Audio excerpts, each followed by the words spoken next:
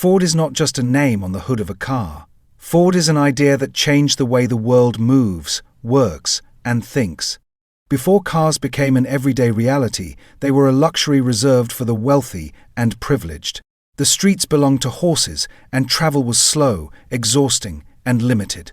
Then came a company that didn't aim to make the most beautiful car in the world, but the most accessible one. The story of Ford is not just a story about industry. It is a story of ambition, stubbornness, and an obsession with simplicity. Of a man who believed that technology is meaningless if it doesn't serve ordinary people.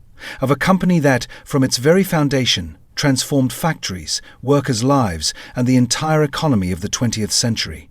From humble beginnings in improvised workshops, through models that motorized entire nations, to today's struggle for relevance in the electric and digital era, Ford's history is a mirror of a constantly changing world. This is the story of how one idea became an empire, and how that empire fights to remain relevant today.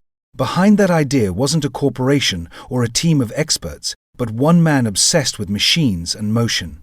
Henry Ford was not a visionary in the conventional sense. He didn't dream of luxury, status, or prestige. His obsession was function. How to make something simpler, faster, and accessible to everyone. Born in 1863 on a farm in Michigan, Ford showed early dissatisfaction with the life that seemed destined for him. Farming held no appeal. He was fascinated by things that moved, broke, and could be taken apart and understood. Clocks, steam engines, motors. He disassembled them all to see how they worked. In a world still dependent on muscle and steam, Ford was already thinking ahead. His path to success was neither quick nor linear. Before founding the Ford Motor Company, he experienced multiple business failures. Investors came and went, companies collapsed, yet Ford remained committed to one idea. Cars must be simple and affordable to produce. That stubbornness, which many saw as a flaw, would later become the foundation of his success. Henry Ford was not a perfect man. He was controversial, often closed off, with opinions that sparked debate. But what set him apart was his unwavering faith in his vision. He didn't try to follow the market, he tried to create it. And it was precisely this trait that would prove crucial when his idea finally took shape.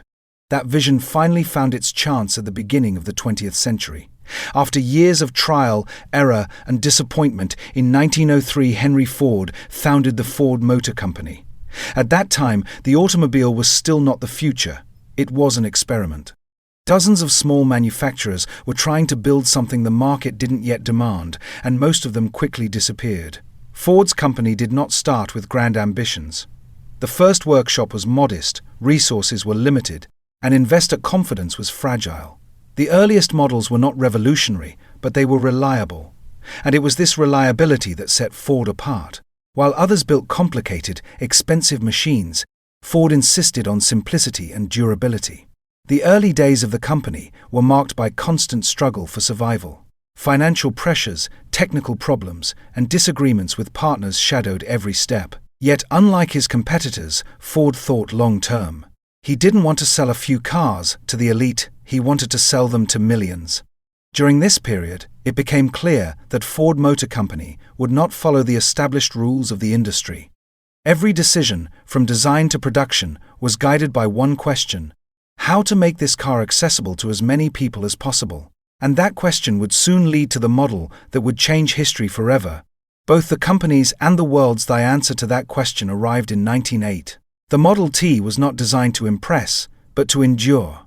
Its appearance was simple, almost rough, yet beneath that minimalism lay an idea that would change the world. It was easy to maintain, durable on rough roads, and affordable enough that, for the first time in history, an ordinary worker could own one.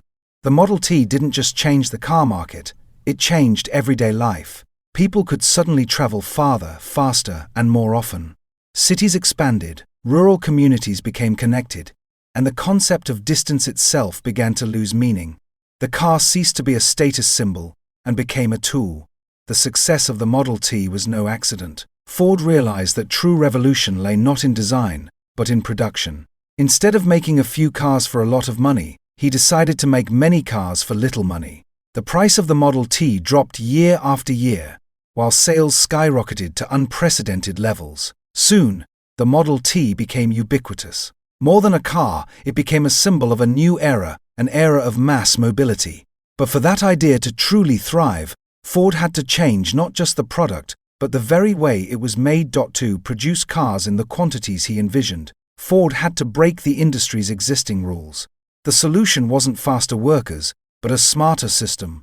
This is how the moving assembly line was born, an idea that would forever change the way things are made. Instead of workers moving around the car moved to them. Each person performed a single, simple task repeatedly as the vehicle passed along the line. The result was dramatic. The time it took to assemble a car dropped from many hours to just a fraction of that. Production exploded and costs fell sharply. But the revolution didn't stop with machines. Ford realized that mass production required a stable and satisfied workforce.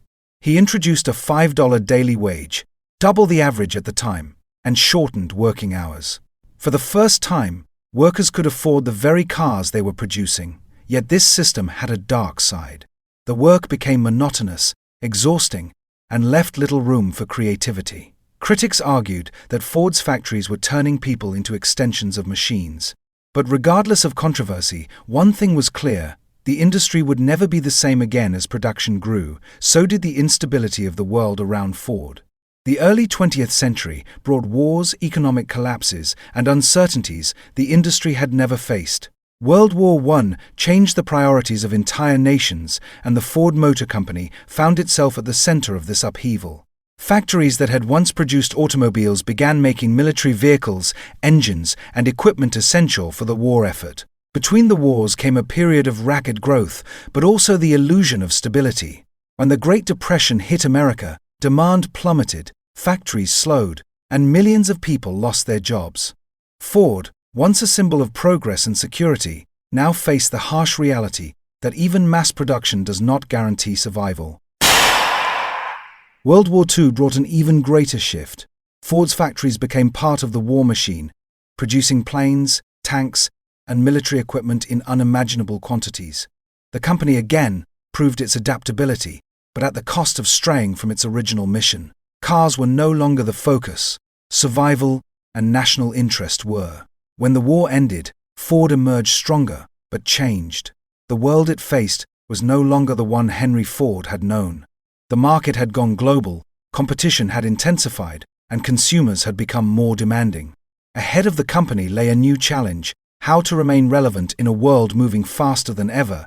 In the post-war world, America began to move again. Highways expanded, suburbs grew, and the automobile became an extension of personal identity. At this point, Ford realized it was no longer selling just a means of transportation, but a sense of freedom. From this need came models that would define entire generations. In the 1960s, Ford introduced the Mustang. It wasn't the most powerful car on the market, nor the most expensive, but it struck the cultural heart of the era. It was fast, affordable, and different.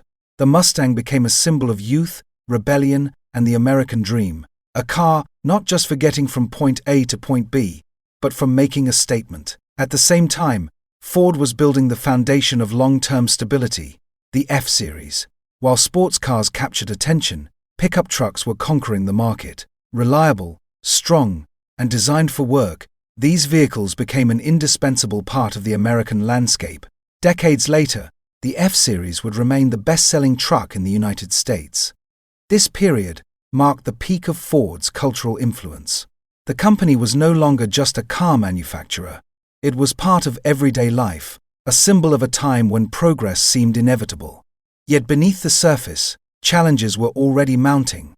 As the decades passed, it became clear that the world was no longer moving at the same pace as before. The oil crises of the 1970s shook the foundations of the American auto industry. Large, powerful cars suddenly became a burden, and the market shifted toward more economical and reliable models.